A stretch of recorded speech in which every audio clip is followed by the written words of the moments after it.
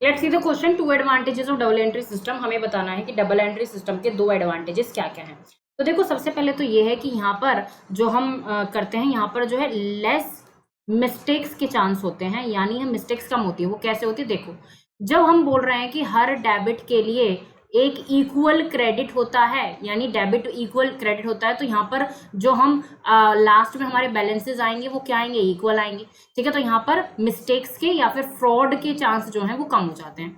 दूसरा है, यहाँ पर हम पर्सनल अकाउंट को तो मतलब मेजर करते ही करते हैं, पर्सनल अकाउंट को तो हम यहाँ पर देखते ही देखते हैं। दूसरा हम यहाँ पर इम्पर्सनल अकाउंट को भी देखते हैं।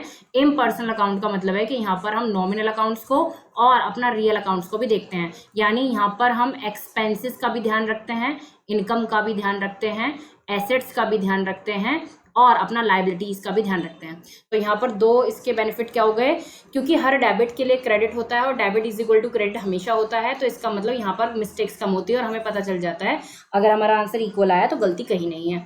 दूसरा ये है कि हम यहाँ पर पर्सनल यानी लोगों के अकाउंट के साथ साथ, पर्सनल का मतलब है किसी पर्सन का अकाउंट, किसी कंपनी का अकाउंट, साथ के साथ हम इम्पर्सनल अकाउंट का भी ध्यान रखते हैं।